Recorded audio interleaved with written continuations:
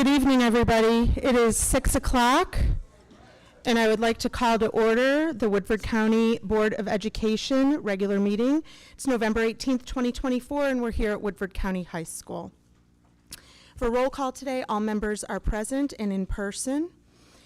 And I'm going to ask the soccer team to lead us in the pledge tonight. The flag is right over next to the exit doors there.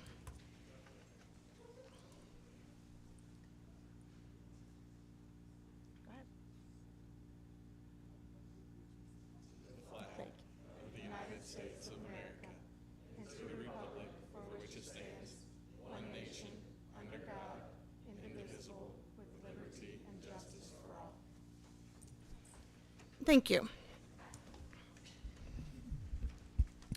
there any proposed amendments to the agenda? Yes, I have two. Okay, go ahead. The first one is I would like to ask for the treasurer's report to be pulled from the consent agenda and added to the regular agenda. Is there a second? Second. Discussion? My reasoning for wanting to pull that out and move it is the same as it has been the last several months, just for transparency so that we can talk about our finances and make sure the public is aware of how we're spending their tax dollars. Anything to echo or add? Just echo. Okay. All those in favor? Aye. Any opposed? Nay.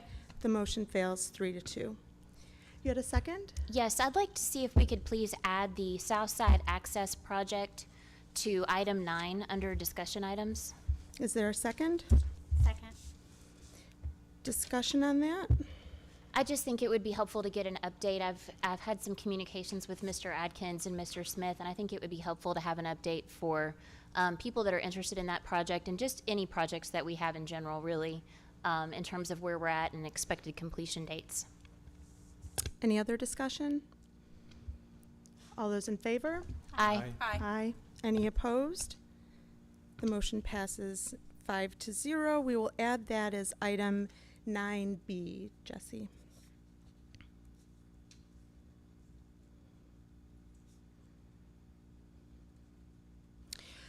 Okay, moving on, we have our superintendent's report. We're going to start out with recognitions, and Ms. Bailey's going to come up and do our introductions. We have 2 recognitions tonight, and I would say once recognitions are over, anybody that's being recognized, please feel free to take the opportunity to scoot out of here before the rest of the meeting.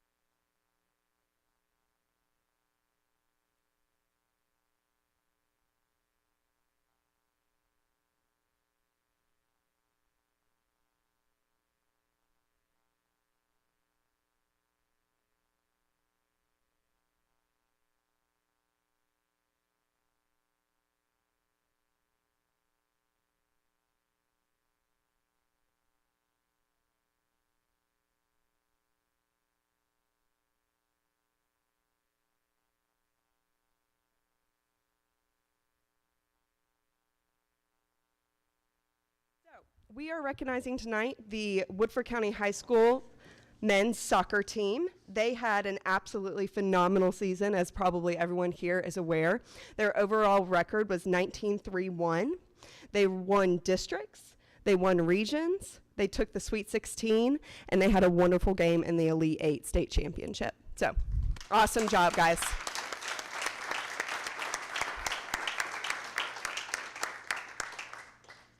Okay, I'm gonna call you all. I have their order.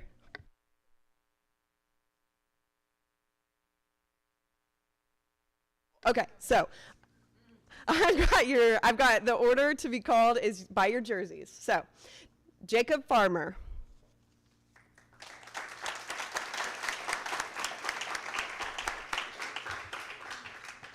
William McHale.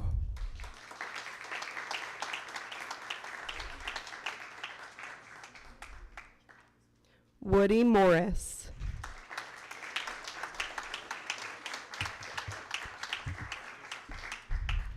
Earl Stillwell.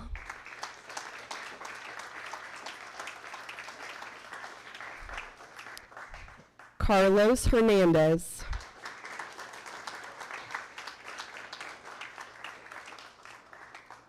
Isaac Howard.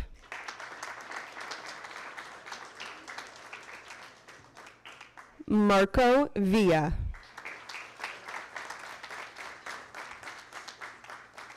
Harvey Dugan. Ian Sargent. Leland Newell. Brendan Burke. Pedro Rodriguez.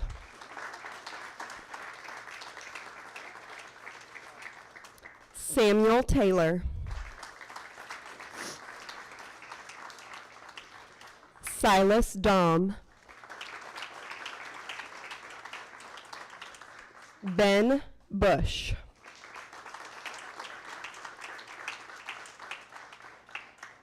Edgardo Bertrand.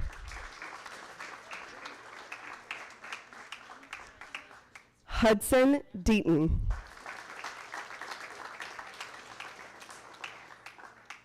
Marcus Durkach. Carlos Fukushige. Simeon Urbina.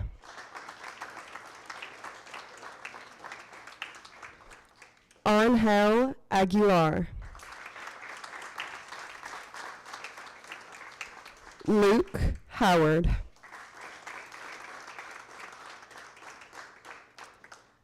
Chili Seitz.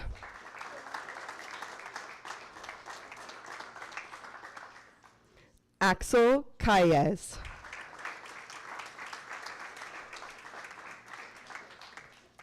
Buckley Greathouse.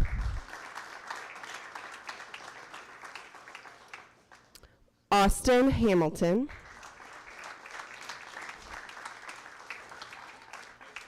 Alessio Gambino.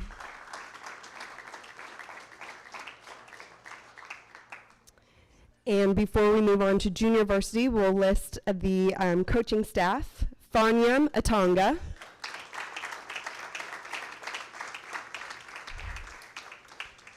Raul Sanchez.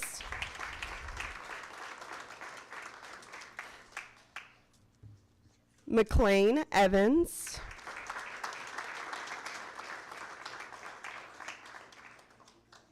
And George Sanchez.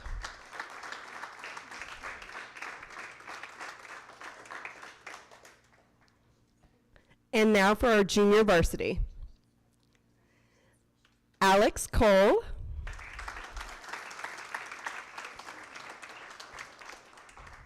Tanner Johnson.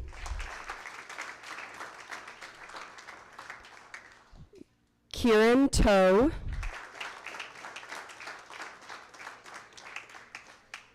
Geronimo Pardo.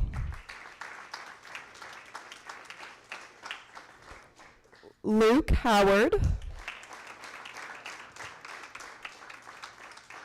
Luke Segura.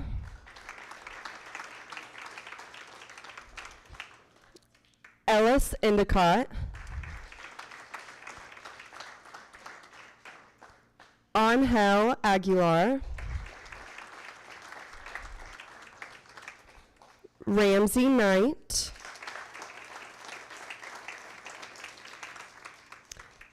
Ethan Hudson.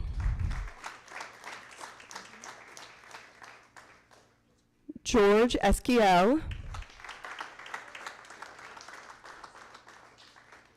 Juan Mariquin. Tyson Sargent.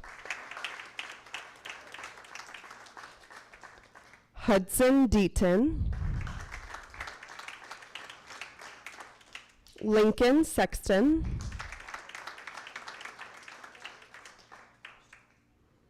Alexis Swan.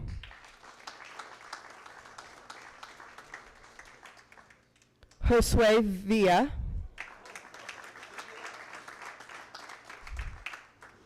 Asiel Lamas. Lonel Ayala. Oscar Leon. Guillermo Ruvalcaba. And Drake Godman.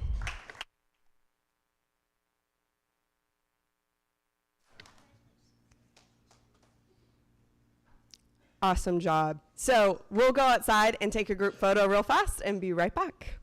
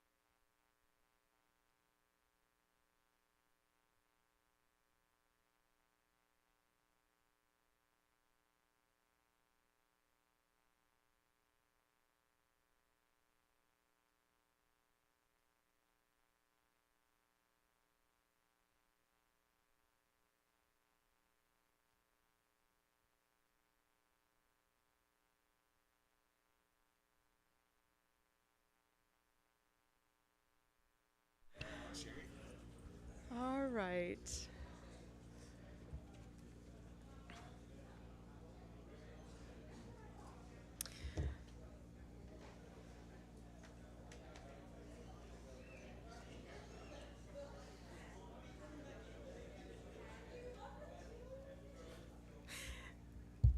Are we ready? All right.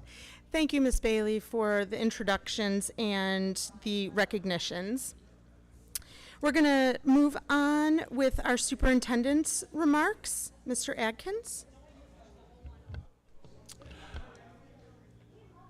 I think it's great when we get a chance to celebrate our kids and their successes.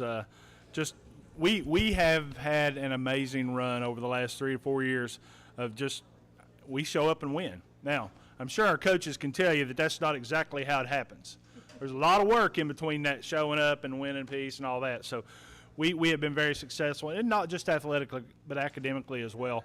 We see our, again, our test scores. We can't be more proud of the work we've done. Again, I'll go back to especially here at the high school at Northside. Those folks, we have really, really moved the bar as to what we're expecting in our classroom. So hats off again instructionally. I want to talk about our Veterans Day celebrations we've had across the district. They were amazing. And I feel like there's an importance to that because it allows us to remember. It gives us that opportunity to teach our students why those are important, why we respect that, where our freedoms come from. So again, hats off to all of our schools. Great Veterans Day celebrations. A WEEF ribbon cutting. Now, WEEF are Woodford Education Endowment Foundation. They provide us with opportunities for our students that otherwise we're not going to be able to do. They provide us some funding that allows us to introduce our students to the arts, to some performing arts, music, those things that a lot of times we really can't afford to do without them. So hats off to the work they do. Very proud of what they do, and it's been 30 years. They have worked with Woodford County for 30 years, Woodford County Schools for 30 years. Our early learning bus, we had a ribbon cutting on Friday with that and had a great turnout. I'll tell you, it was amazing to see everyone come out, and it was especially good to see our partners from KDE to come over.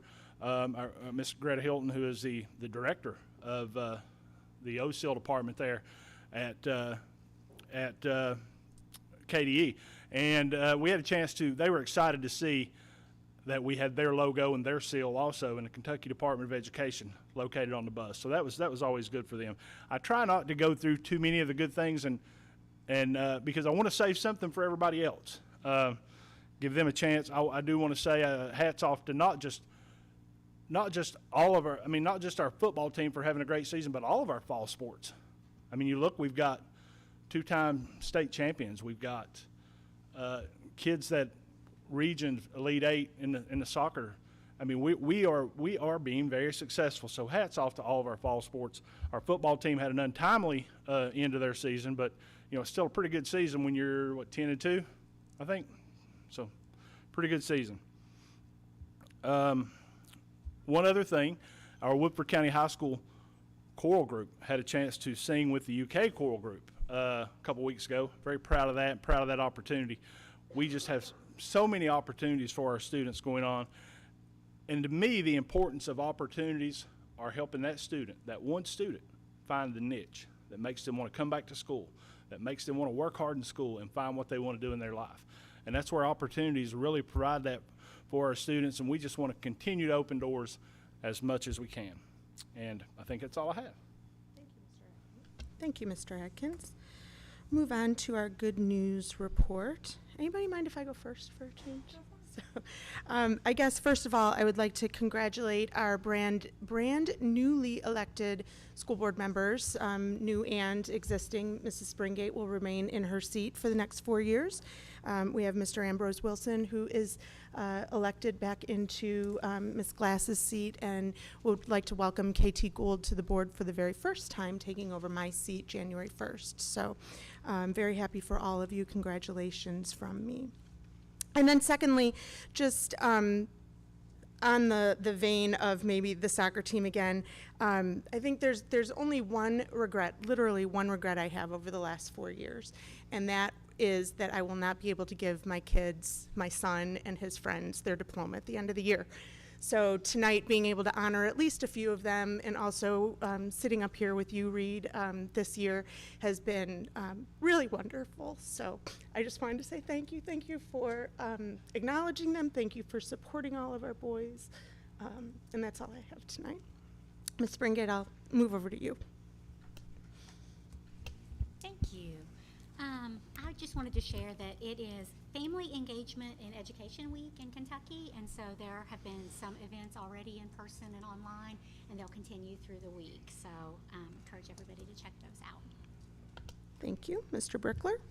Yeah, I had the opportunity to go see the show Aladdin Jr. that a lot of Woodford County students participated in at the Woodford Theater, and they did an amazing job.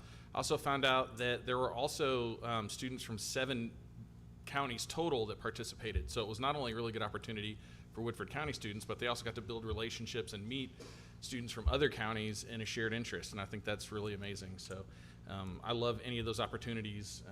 Mr. Atkins mentioned WEEF, and they helped to share that same show with the first and second graders. So just a really good opportunity all around. Also shout out to the middle school and high school cheerleaders for the great stuff that they've been doing that he mentioned. Great. Ms. Glass? Mr. Brickler stole mine. You can give more detail. I didn't give much detail. That's okay. But no, yeah, I do think the cheerleaders, middle school and high school, just won their region competition, and they'll be heading to the state competition. I believe middle school is the end of December. Also wanted to invite everyone to Northside PTO is having their Christmas market on December 7th from 10 to 3. Various vendors and booths that you can start to get a chance to get your Christmas shopping started and also benefit PTO. Also wanted to echo the thanks for the WEEF participation. My daughter participated in Aladdin Jr. and really loved having the kids come. She said that was like their 2 favorite performances, to see little kids, and she was like, the little kids' mom participate much better than the adults. They get all of our jokes. So just think that's a great partnership that we're able to do with the community. So that's all I have for today. Okay. Ms. McCowan? Yeah, I just wanted to echo what Mr. Adkins said about the ribbon cutting for the early learning bus on Friday. Just really proud of all of the people who worked so hard to make that happen, from securing the grant funding to designing the bus and getting all of it ready. It was great to see so many community members there, and they're excited about it. And I'm excited for the youngest students in Woodford County. So excited about what that's going to bring to our community and to all of our kids. And then just happy early Thanksgiving to all of our students and their families and our staff. I hope everybody has a wonderful Thanksgiving holiday. Thank you. So Mr. Sayre, let me call on you, Best for friend. last. I only have one thing today, and previously this month, some of my classmates, and I'm pretty sure all the teachers, got to go to the new school building. So I think it's just important to note that it's good news that it stayed on perfect track and it's ready for us in a month, a little over a month, so that's extremely exciting. That's all I have for today. What'd you think? Pretty impressive. I didn't huh? get to You go. didn't get to go. But I saw a lot of pictures on my Yeah. friend's camera rolls. And Reed, I will say that was probably the most sincere gratitude and excitement I saw from those 3 guys we had over there with Channel 4 that I have seen. They are so excited, and they're so excited for you guys to see it. Yeah. They really are. they certainly echoed it back to us, and we're all excited. So It's exciting for sure. cannot wait. Great. Thank you. Okay, moving on to our high school project update with Mr. Ratliff.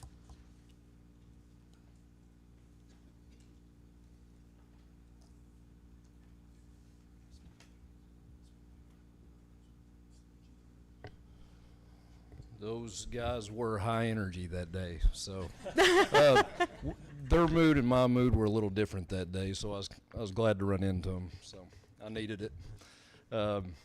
Lots been done in the last, which I guess we're a little shy of 30 days this time around. But anybody that's seen the exterior and especially the inside can tell how quick it's moving up through there. And so we will talk about some complications we've ran into tonight, but I think we've got good, pretty quick solutions considering what we've ran into. So I still feel 100% confident that you all will be in this building for the start.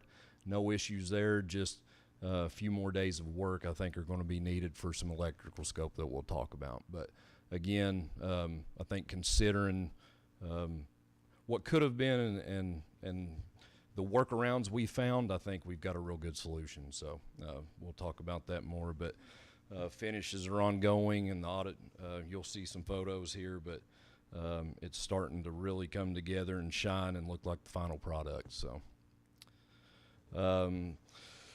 construction cost to date, this does have the forthcoming change order incorporated into it that we'll talk about. $61,049,092.69. The build to date through October is $56,482,847. That's 92%. The original substantial completion was October 1st, and pending this change order would be December 6th. The original final completion was November 1st, and pending this change order, it would be January 4th, 25. There is an updated contingency log that does reflect this upcoming change order 12, which has PR 72 through 75 in them.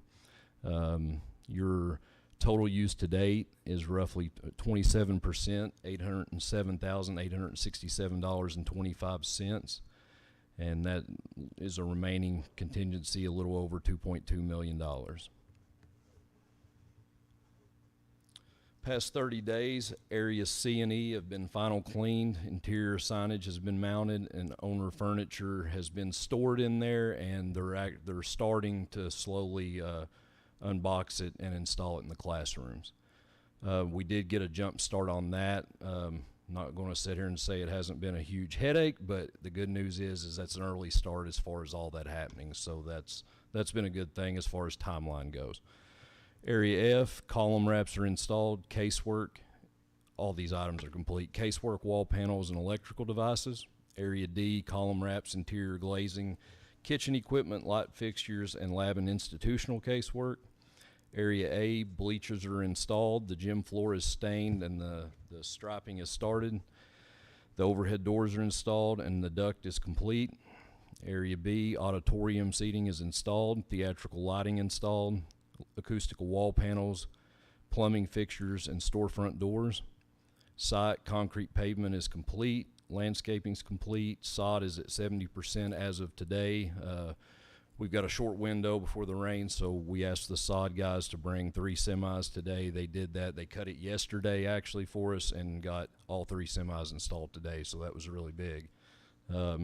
We basically, we're hoping one more dry day, maybe tomorrow if it don't rain much tonight, but we need one more day to finish the sod. So I know we got some rain in the forecast, but I still feel confident we'll get that. We just need one decent dry spree. So, and seating is at 30%. 30-day look ahead. Start punch list corrections in area C and E.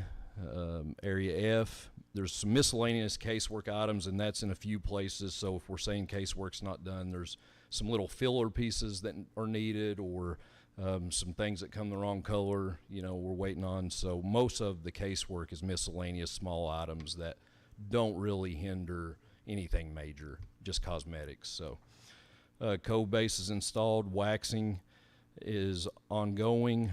They've got the second floor complete, and they're on the first floor now, and final cleaning.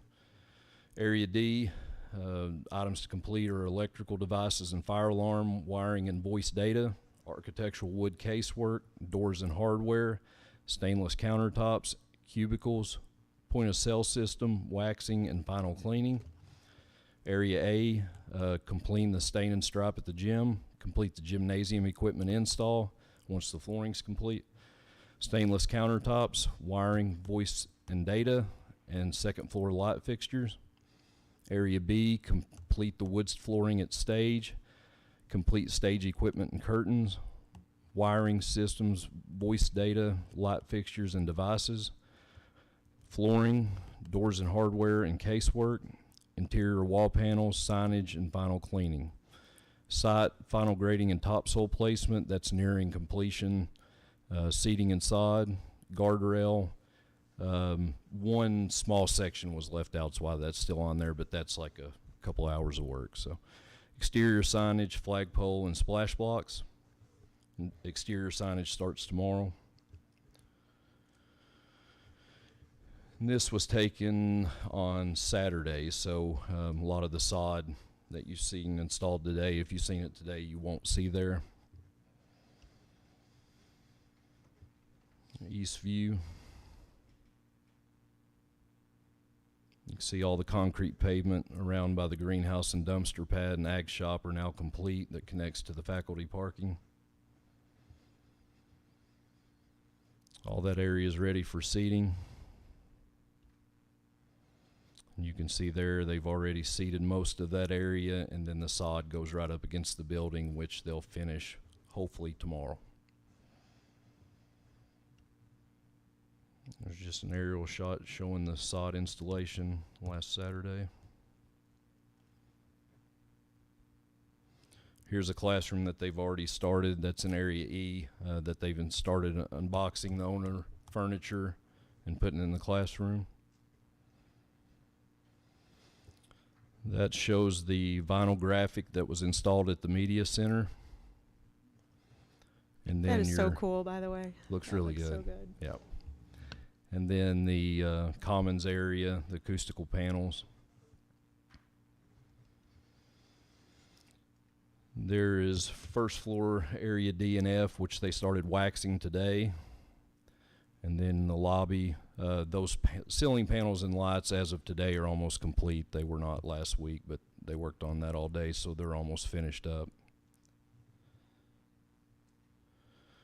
And there is the kitchen area, which also received the vinyl graphic.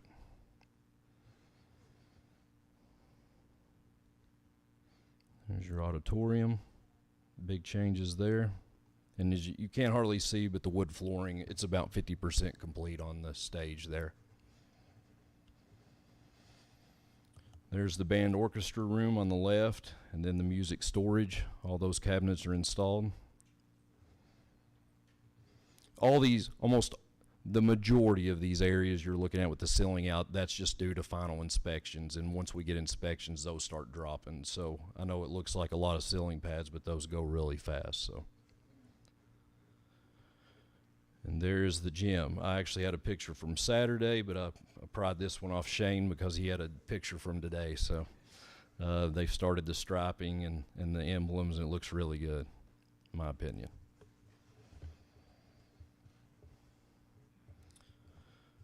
So the contractual substantial completion with approval of this change order will be December 6th. I'm putting our current at December 6th, and I'll explain why, but it's basically going to track with that due to some unknowns, but again, I'll explain that here in a few minutes.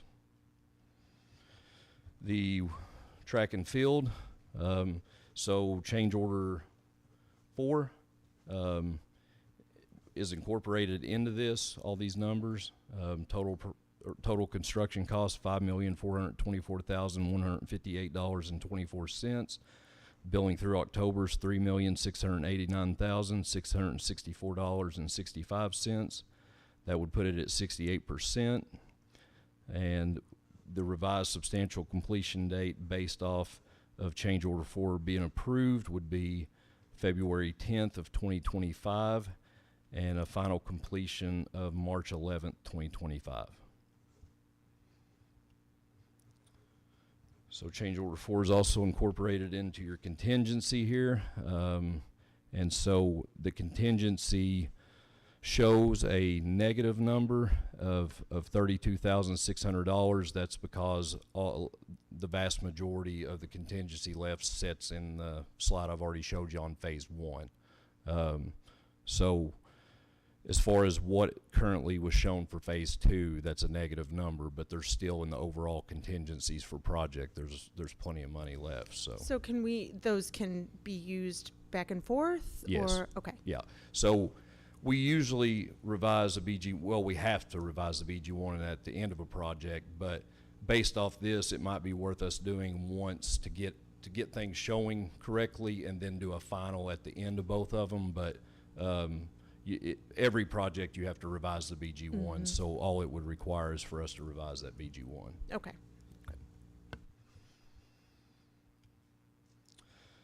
In the past 30 days, all block walls have been installed at the concession restroom. The trusses and sheathing have been installed, and the concrete at the discus and shot put has started. In the 30-day look ahead, install rubber surfacing at at the pole vault, long jump, and high jump areas. Complete concrete at the discus and shot put, and install shingles and start brick at concessions restroom. And that whole entire building has, as of today, again, that was Saturday, but it has all trusses installed and all sheathing on top, so it's moving along really good. Everything looks worse when it's wet. I hate taking pictures when it's wet. So same deal there. The reason, so with this change order, there is a lighting upgrade that goes with it. So those Musco lights have a 12-week lead time. So you have to assume 12 weeks from approval. So that's why I say, February 10th, that's when the Musco lighting, worst case, would arrive. So that's when the project would complete, if that makes sense. Most likely, well, I can say this for sure, everything else will be completed before then, but still those lights would be part of the project, so. And that's it. Any questions? Any questions? No, as usual, looks beautiful. Go ahead, Ms. Springate. I didn't have any questions for you, but I did want to just check with the superintendent about the move-in plans. Will they be adjusted? What's kind of going on there? This doesn't affect the move-in plans. Move-in plans are still ready to go. We just sent the official plan last week. Am I correct, Mr. Smith? So yeah, this doesn't hinder anything. This is just, it's not cosmetic, but it doesn't hinder the move-in. Am I correct? Correct. Yeah.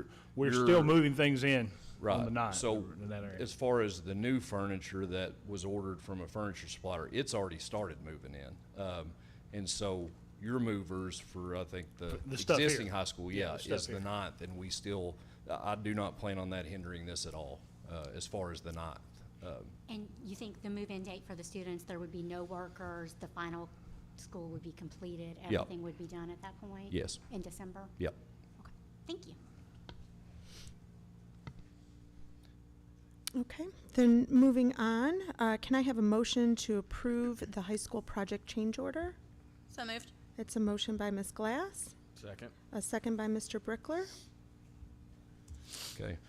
So, when we get to PR 75, we'll talk about the additional days, but PR 72, it's another light fixture. So basically the light fixture that was spec'd by the electrical engineer to go on the flagpole, the way it mounts would have had to be roughly 7 feet in the air, and that's fine, but when you're trying to lower the flag, that doesn't work out very well. So we brought this to their attention, and the decision was made, there's really no way to have that light on the pole and lower the flag. So the option was that pole supplier does provide an option, which is a beacon mount, which is on top of the flagpole. We've had those on projects before. I don't know, it's just different people's preferences, which one they like, but that was the best option, which is pretty typical, to have the light on top of the pole. So the cost of that change is $4,230.13. PR 73, culinary chases at the knee wall. So that's in the culinary room. There was a PR a while back that added a stainless chase that brought the gas down to the stoves from the ceiling. The problem is that at the back between the stoves, the gas piping would just be unprotected between those stoves. So they felt like it was necessary to add a wall. I would agree. I thought we should have done that earlier, but the decision was made now to add a wall between those stoves to protect the gas piping. So the cost of that is $7,714.22. And on top of that, there are 2 other stoves that also, it just showed a knee wall so that an instructor could be teaching the class, but it has gas dropping from the ceiling, so it also adds a stainless chase that carries and protects that gas coming from the ceiling to the stove areas. PR-74 is the weight and cardio room flooring. So the flooring there was spec'd to be 24-inch tile. Every contractor submits the product that they plan to provide, and they submitted 24-inch tile, and we highlighted 24-inch tile. So somehow they still ordered rolls of flooring. Don't know how that happens, to be honest, but it's still the same product as far as the quality of the rubber. It's the same exact flooring. It's just in rolls. Some people prefer rolls. Some people prefer tiles. I talked with Mr. Smith about it, and without a doubt, the preference was tile. But the problem now is that you can't get the tile in time for owner move-in. It would take too long. We had them try every option possible, and the manufacturer simply could not get that tile here in time. So in an effort to make up for it, they offered a credit of $3,920 and extended their warranty on the installation an extra year. It's not an inferior product, it's just roll instead of tile. So that's their makeup for that mistake on their end. PR-75, this is the one I was mentioning earlier. So the condensing unit to the freezer is a 3-phase unit.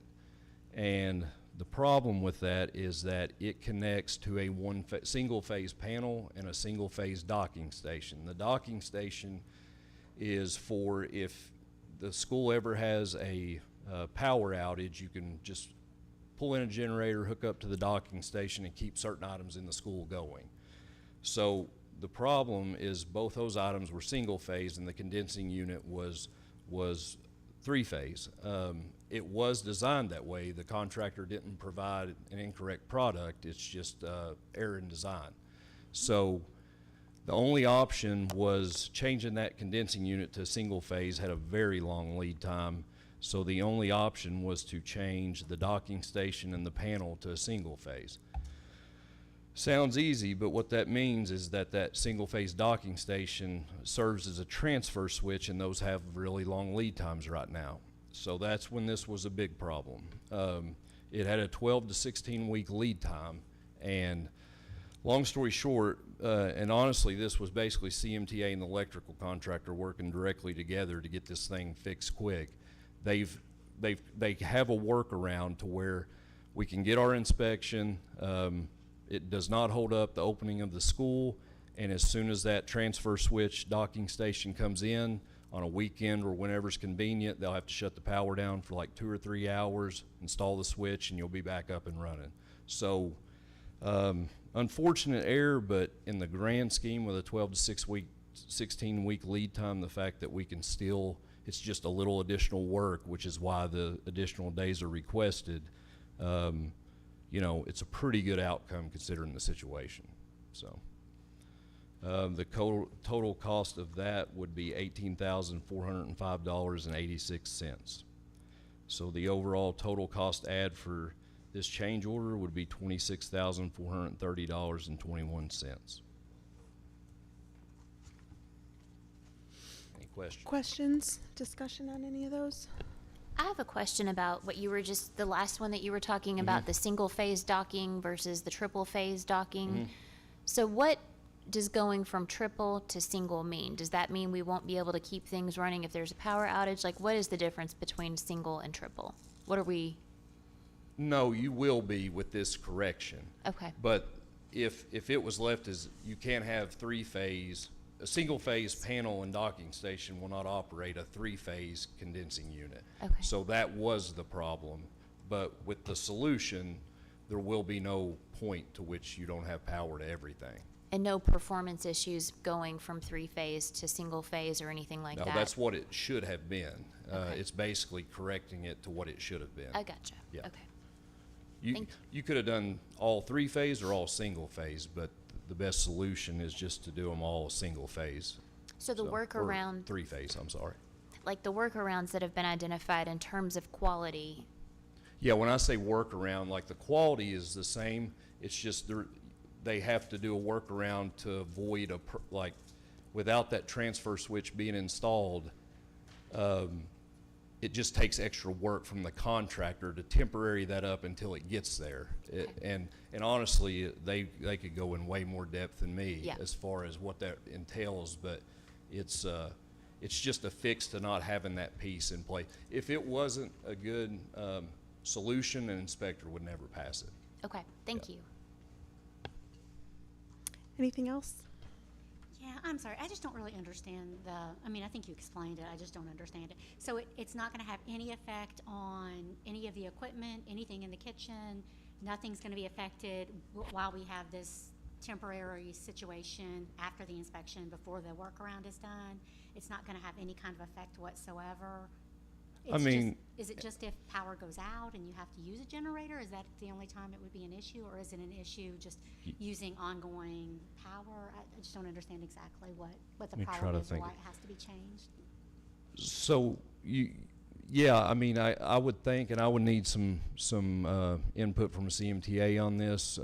They are the electrical engineers, but I would think while we're waiting on that piece, there might be something that someone manually has to do, flip a breaker or flip a switch instead of it automatically happening if you had power outage. But as far as how the power to your to all rooms or to anything that's connected to, it's just more of the short term. If you needed a generator, I'll need clarification from them if their workaround, if you was to need a generator during this time, if that would still be possible with this workaround in place. Gotcha. Yeah, I just wanted to be clear. So it's not like we have a plan, Mr. Atkins. If there's a need for like a generator or something, we would be able to, Mr. Smith, we know okay. Yeah, okay, thanks. Anything else? Okay. All those in favor? Aye. Any opposed? The motion passes 5-0. Can I have a motion to approve the high school track and field change order? So moved. That's a motion by Ms. McCowan, Second. a second by Mr. Brickler. Oh, my paper clip got messed up here.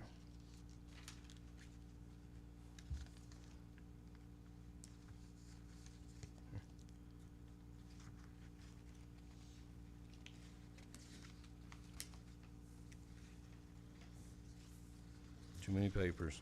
My apologies. That's fine. All right.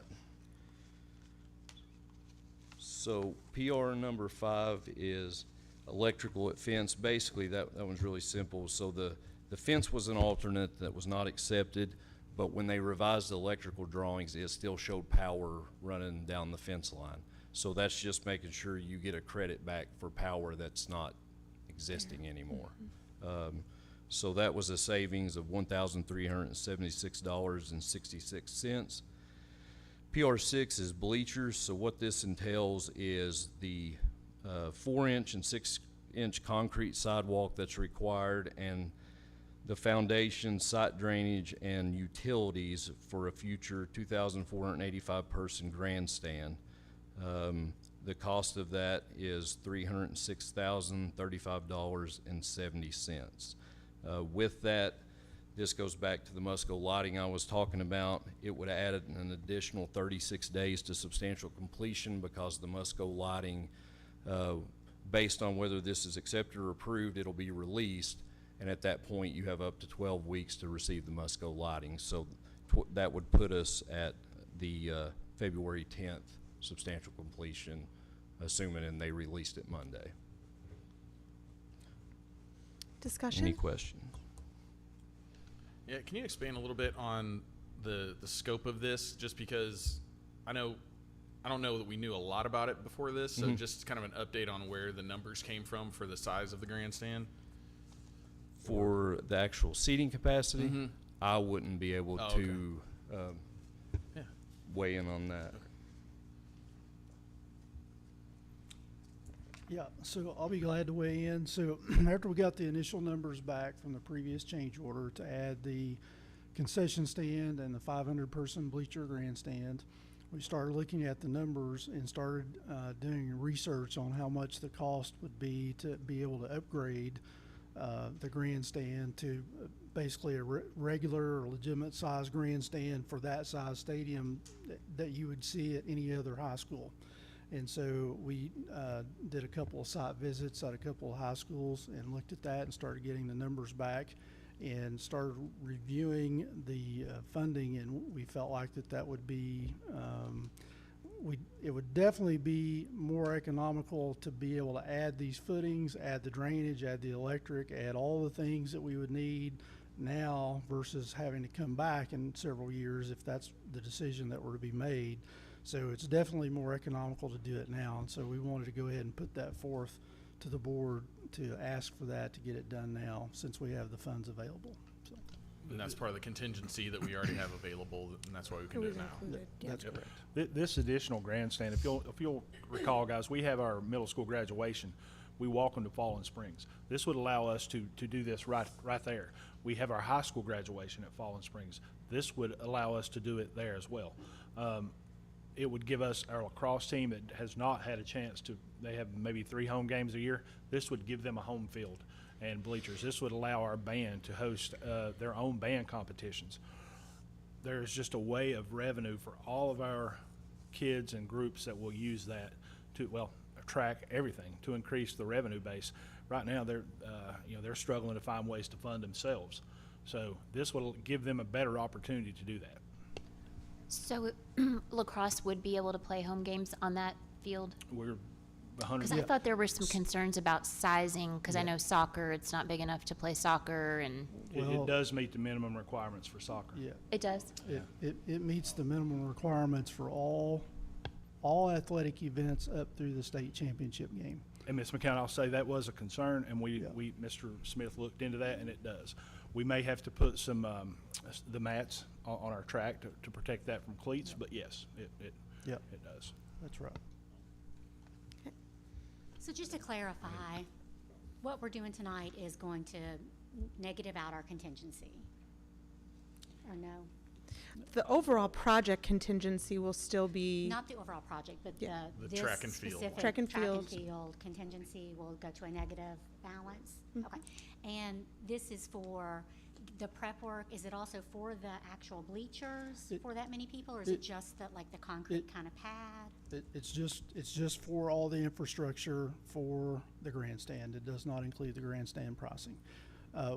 Clay mentioned earlier that we've got to go back and we've got to revise BG1. So one of the things that will have to be done in that is we've got some interest earnings on the project through the bond sale that are going to be added to. So the finances are more than what, Clay is reflecting, because Clay doesn't have that information. We've got to revise the BG1s to update the funding sources, which, is, if I remember correctly, we've earned about a little over $3 million in interest on this project since the inception, since we sold the bonds. The other thing, we've also started purchasing owner-provided equipment. So what the numbers that Clay is giving you are the construction items related to that. The actual, we've been buying technology items, we've been buying all sorts of other things through the project. So his numbers don't reflect the overall true cost of the project. So we need to revise the BG1s to get all these things reflected appropriately. I think if you netted the two projects together, he had 2.1 or 2.2 in phase one, negative 32,000. So, basically you still have a net $2 million. Well, that's not including any of the interest money that I've got to come back and add. But then it also doesn't include some of the owner-provided items. So I think as of right now, we still have a very healthy balance in those projects. I'm going to withhold giving you a number until I get everything on a piece of paper to be able to present to you. But we definitely have we have enough money available to put in a 2,500 person grandstand if that be the decision to move forward with this change order, if that were be desired. So And then the $3 million of interest, where's that parked now? it's in the project. If you look on the financial statement that I provided on the Fund 360 under that, it's in the cash line now. So So in the, on Fund Construction fund? 360, yeah, if you go to the balance sheet on the construction fund and look under the cash, it's included in that amount. So And as you mentioned, it would be better to do all this now while we're still in the construction project. We have the contingency fund spoken for now, so. yeah, I mean, you know, at the end of the day, the dollars for this project need to be spent on this project. It doesn't do us a lot of good to get to the end of this thing and have $3 million sitting in a contingency fund unspent that we have to spend on capital construction. So, yes, that's true. Okay. All those in favor? Aye. Any opposed? The motion passes 5-0. Thank you, Mr. Ratliff. Have a good evening. Have a good Thanksgiving. Thank you, you too. Happy Thanksgiving. Mr. Asher, we'll move on to our instructional equity report. Thank you. Good evening once again. 62nd day of school, as I always like to report. Let me first, I'm going to jump ahead before we talk about the paths that you see there. Career and Tech Ed, I'd like to highlight that. And just, we continue to grow and enhance our pathways that we have there. I believe I've mentioned a couple times, a lot of that is thanks to the CTE supplemental funding that we've gotten from the state. So that's really helped by anything from 3D printers to welders, just all sorts of different equipment that help those courses. So currently, if you're not aware, we offer pathways in engineering, family consumer sciences, ag, business and marketing, media arts, which is new addition this year, teaching and learning, which we are trying to revive. We've got about 6 students in that, and then health sciences. There are others because we certainly partner with Fayette County Public Schools. Diesel mechanic is one that pops into my mind, and then post-secondary institutions as well with some dual credit along those pathways. I'm mentioning this tonight, and I've mentioned it before, that we want to bring another one to Woodford, and that's fire science.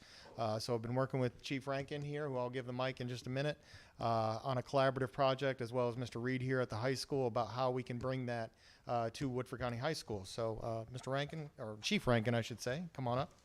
Thank you, Mr. Asher. I'm going to be your all shortest speaker of the night. Sorry, can you hear me? Probably our Is that best better? one, though. There we go. No, thank you. I'm T.A. Rankin. I'm the fire chief here. I've been your fire chief for going on almost 4 years. I'm a 2004 graduate from this very building. I guess might be the last time I'll be in it for a little while.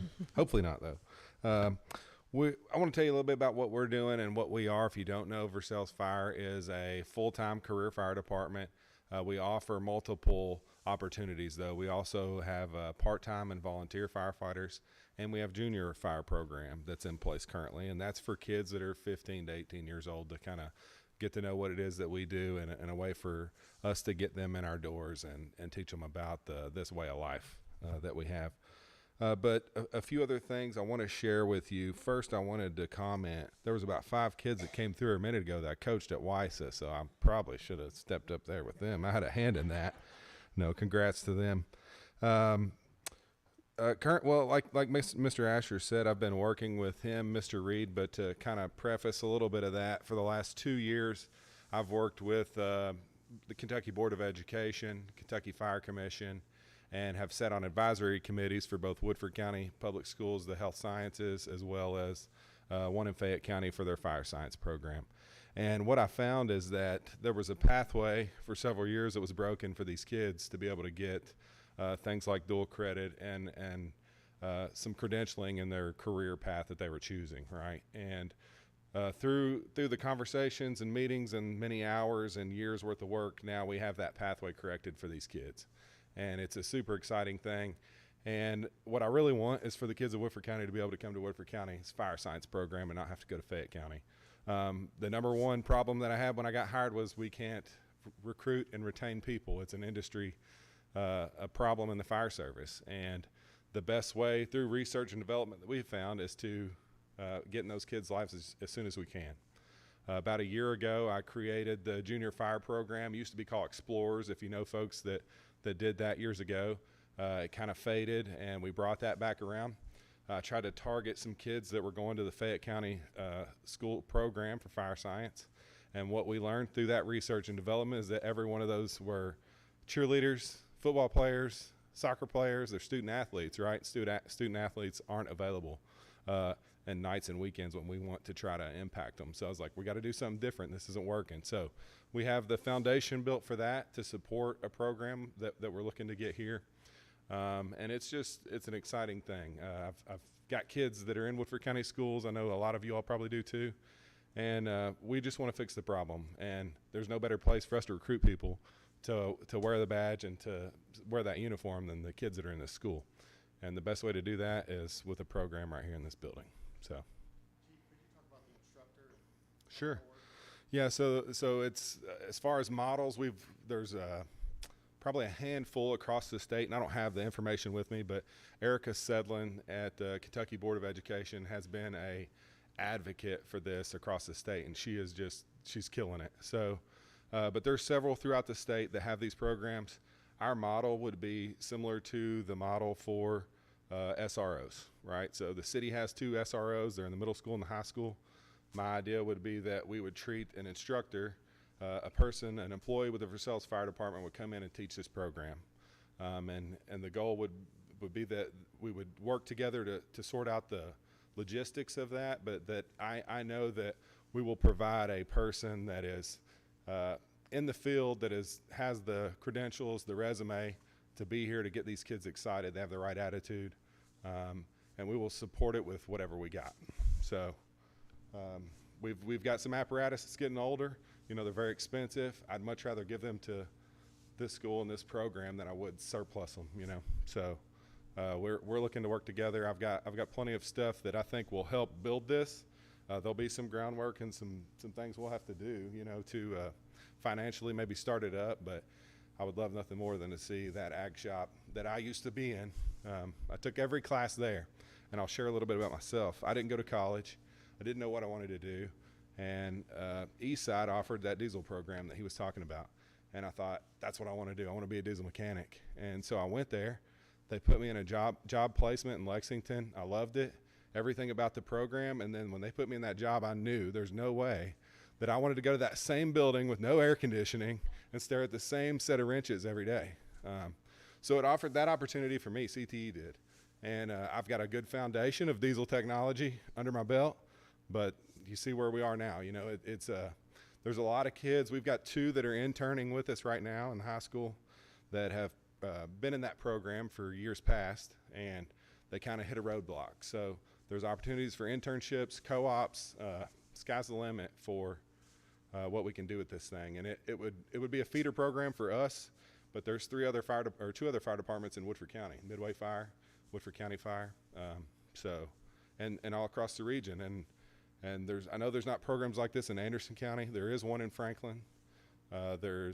Scott doesn't have one. So I get phone calls all the time from kids. They graduate high school. They say, I live in Scott County. How can I volunteer? How can I get on your department? Sir, I'm sorry, if you don't live within Woodford County, you can't be a volunteer. So this is a way to get these kids involved and get them where they want to go. If they want to move to Scott County and go to Georgetown College, then we're going to help them have fire credentials to go there, and they can serve that community or wherever. But we all know at this table that the majority of the kids that go through this school system end up back here. So that's my goal. Questions? Yeah. So this would be for this building, right? To utilize this building after it switches over, and would it be for high schoolers only, or is it even looking at middle school or? So former Pathways, it was pretty much junior and seniors were the 2 that got into it. Kentucky Board of Ed, and I've got some of the stuff that we can share with you, but if the kids want to be high performers and this is what they know they want to do, they can start their freshman year and go through their senior year. And we would have to incorporate some of the health science pathway. EMT program is one that is an opportunity right now that we could incorporate with that. Okay. But there's enough for them to stay with it for 4 years. The junior program that we have now is from 15 to 17, and we can hire them once they're 18. Perfect. Thank you. maybe a little informational piece for middle school, but not full integration. Mr. Rickler, that was one of the things that we've identified as well in that district facilities plan for this building was the opportunity of some CTE courses. Now, we are currently working on an MOA with the city of Versailles. I think Mr. Morgan has in December, so we can get that to you guys and we can start moving things along, getting ready, prepared for next fall. Right. And just so that full transparency, I took all of this to the Versailles City Council, and they have approved the MOU with the school system. So that's where we're at. When we see, Ball's in your court. Go ahead. when we see the MOU in December, would it possible also to see like some sort of like funding and sources of funding and costs and just that kind of stuff in addition? Thank you. I'm working on that list. I've got it. Thank you all. Yeah, and so the Thank initial you. funding, I'll just comment to that, is through that CT supplemental that I talked about from the state, so that will certainly provide some startup there for that. But yes, that was informational, so that when you have this MOU in front of you, hopefully next month, that's our plan, you've got the background to vote on that. Thank you, Chief. Thank you, sir. Take you back to what's on your screen there, the paths to the portrait. Just want to draw your attention back to this. So obviously with our Portrait of a Learner, in the second year, we've established these paths that are, as a district, as an organization, these are the paths that we're committed to work towards that portrait as our foundational piece. So for the past couple of months, we've been going through a planning process for these different paths. It's called compression planning. We've got an outside facilitator from CKEC helping us with that. And so far, we've worked on the deeper learning and demonstrations of learning together.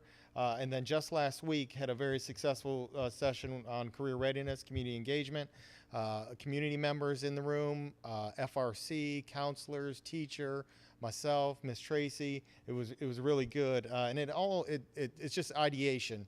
Have a couple prompt questions. You know, how can we? I can't remember off the top of my head, but how can we provide learning opportunities out in the community for our students, as example? And just ideas get thrown out. It's a narrowing process. Then this is the compression piece of this. You do it all within 3 hours.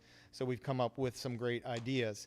The whole goal here is that we are coming up with a long-range plan for each of these paths, and this is just draft. So here is an example of demonstrations of learning. Ultimately, our end in mind goal is that by 27 and 28, we're doing these defenses of learning that I've mentioned a couple times at the transitional years, 5th, 8th, and 12th grades, where they are defending how they have been an empathetic communicator, a reflective collaborator, so on and so forth, over that span of their educational career. So it's going to take some work to get there a few years down the road, but you can see these incremental steps that we want to take. Mr. Asher, this work is also paving the road for what KDE is pushing for in local accountability. Yeah. This is the same way these models are going to be designed with the community involved, with staff, families, everybody involved. So we're starting to pave the road already. We have a few districts, not necessarily around us, but in the state that are implementing a local accountability model.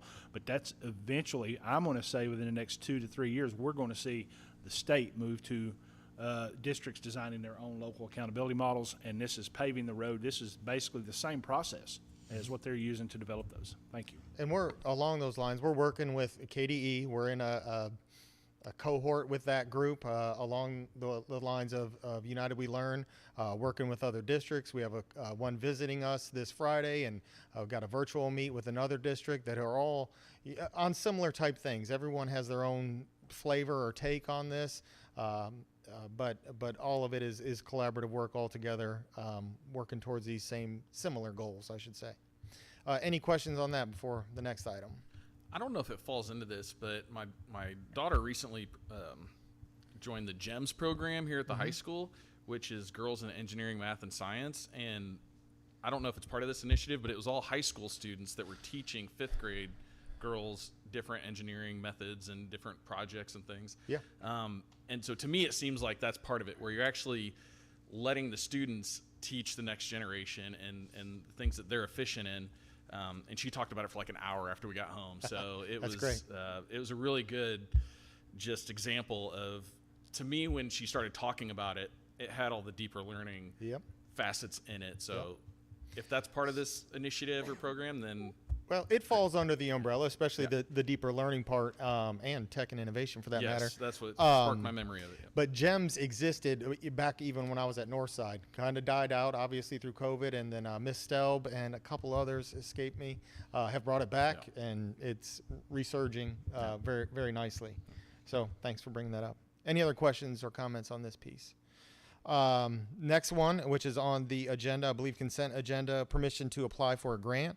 It's called the KYCL 25. CL stands for Comprehensive Literacy. This is a KDE level grant. It is birth through grade 12. So there are actually, they've broken it down into, I guess, what would be 3 levels, birth to kindergarten, then you got your elementary and secondary. It is for us, we're considered a large district for, they've got it all mapped out, and we will be eligible for over 1.5 million towards this over the course of 5 years spending plan. The whole focus is on what a new common acronym is HQIR, High Quality Instructional Resource. So provide funding not only for those resources at all those levels I mentioned, but also the professional development training and all the relevant pieces with that. I don't know if it's bad news, but only 40 districts will be awarded this. We're pretty confident in the plan that we're putting together. We already have that HQIR at elementary, which is okay. That means we can go on to what they've deemed level 2. Okay, now that you've got this, how do you continue implementation of that over time and sustain it? So just informational. Again, it's on for your approval to apply for it. Tight turnaround. It was announced just 2 weeks ago, and then it's due the 18th, December 18th, I should say, not November. December 18th. So we are required to, it's part of the grant, you have to have a district literacy team develop it. Those already exist at those levels, so we've just taken representatives, put them all together to work on this, kind of divide and conquer with our C&I office leading the way, but just wanted to make you aware of that. Any questions, comments on that piece? Finally, equity. So left a great meeting. We got 10 new recruits to our team, our district level team. They're just a great collection. We got parents, we've got teachers, we've got new admin, and it was just reinvigorated from that too. Just great discussion in there. Our role is advisory, and there was among other things, but you know, a specific issue that was brought to us, like from the high school, how should we deal with this? It was great discussion. Usually, sometimes, you know, you get new people in the room, they don't want to share their thoughts, but that was not the case, and it was very positive, productive, and we've got a good plan to offer to the high school. So very, very glad with our new reps to that team. Final thing though, last month when I was up here, we talked about data, and we were going to schedule a data meeting. I don't know if you want to do that December or in January when the new folks come on, but just something to consider. And that's it for me.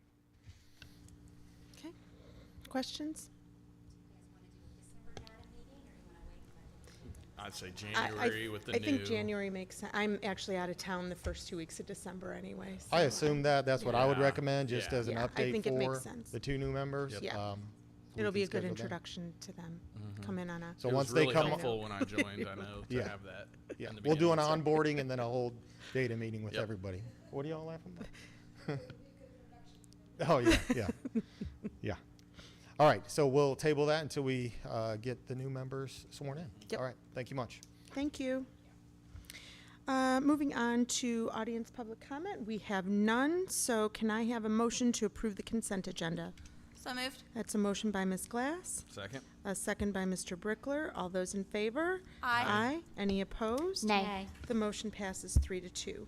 Can I have a motion to accept notification of personnel matters? So moved. I think Ms. McCowan had that as a motion and Ms. Glass as a second. Any discussion? All those in favor? Aye. Aye. Any opposed? The motion passes 5-0. Can I have a motion to accept notification of payment of bills? So moved. That's a motion by Mr. Brickler, Second. a second by Ms. Glass. Discussion? All those in favor? Aye. Aye. Any opposed? Nay. The motion passes 3-2. Can I have a motion to approve the minutes of the October board meeting? So moved. That's a motion by Ms. McCowan, Second. Second by Ms. Glass. Discussion? All those in favor? Aye. Aye. Any opposed? The motion passes 5-0. And then can I have a motion to approve shortened school day, shortened school week? So moved. Oh, you guys. I'll second. Okay. I'll second it. That was Amanda, Yeah. Ms. Glass, Ms. Yeah. McCowan. That was synchronized. Glass, McCowan. Any discussion on this? All those in favor? Aye. Aye. Any opposed? The motion passes 5-0. Moving on to our discussion items, we have item A is the 25-26 school calendar. This is an item for discussion tonight, review tonight, and then I believe we will vote on that at the next meeting. Okay. Mr. Wells, welcome. Yeah, that was one of the things I was going to say. The law does require it be presented at one meeting to discuss, and then it can't be voted on until a future meeting. So, and the other thing I want to talk about is that, what was the other piece? Well, I'll come back to that. I know Mr. Sayers anxiously awaiting the calendar for next year because it really is not going to impact him. So we as a committee are recommending, that's the other thing I was going to say. The law also does require that the committee bring forward options to the board, which precludes more than one. And so you have two calendar options in front of you that the committee has recommended. There was a lot of discussion this year on the start time, on the end of the school year, and early release. And so we came up with 4 calendar options, and we surveyed parents separately, students separately, and our staff separately. And it's not often we get total agreement from those 3 groups, but we did. And so the draft one that you have is the draft that that got the largest number of votes from our employees, the largest number of votes from our students, and the largest number of votes from our parents. And draft 2 was the second one. It got the second number of votes from each of those 3 groups. So real quickly, draft 1 is 170 student instructional days, 5 staff work days. So similar to this year. Now the placement of the staff work days is a little different, but 5 staff work days. The big discussion point was the start of school and the end of school. So we traditionally start on the second Thursday in August. The second Thursday next year is as late as that can be. It's August 14th. So if we start on August 14th and run our traditional template, our traditional calendar that does put us out the week of Memorial Day, meaning after Memorial Day. I can't remember the exact date, Tuesday or Wednesday of Memorial Day. And then, so there was some discussion, should we do that or start on the 7th and get us out before Memorial Day? But like I said, all 3 groups that we surveyed, and we got over 1,000 responses total amongst all those 3 groups. And so that was the preference among those 3 groups, was option 1, the August 14th start date, 5 staff work days, ending the week of Memorial Day or after Memorial Day. And draft 2, the other recommended calendar, same start and end dates. Other than that, would have 4 staff work days, which would allow the last day to be an early release day. And so I'll answer any questions if anyone has any. Questions or comments for Mr. Wells? It seemed pretty straightforward to me. But okay. Thank you. Thank you, Mr. Wells. Okay, item B is our South Side Walkway for discussion. Mr. Atkins, would you like to give just a brief update as to where we are with the walkway? Sure. So last week, I had week before last, I had Mr. Green contact the contractor. He is a local contractor,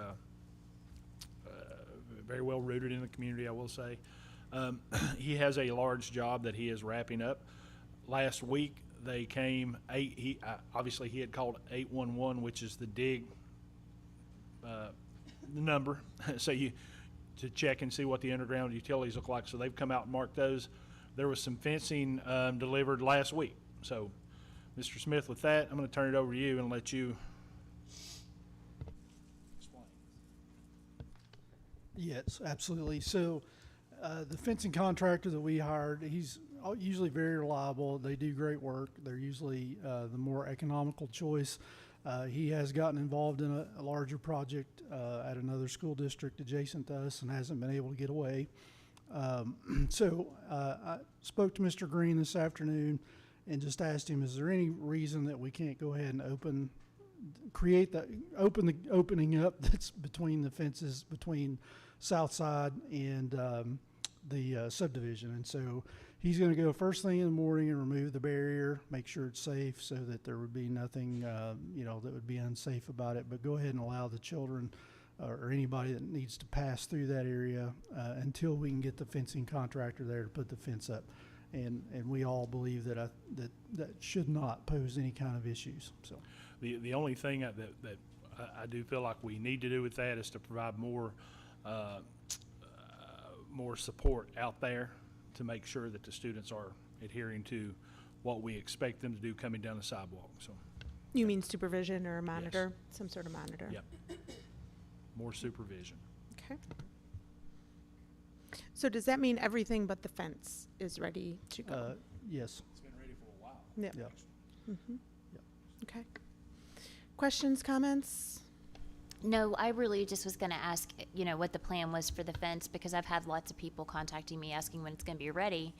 And I was like, oh, it should be a couple of weeks, And then, it just hadn't happened yet because this contractor is behind schedule. So I am grateful that you have been able to work with Mr. Green and work out a solution so that folks can start utilizing the sidewalk. It looks great. I wish I had sent my pictures to Dr. Rayburn so he could share. Sidewalk looks great. I mean, has been done, like Mr. Adkins said, for some time. So I think that it's going to be something that's really useful and our community will enjoy.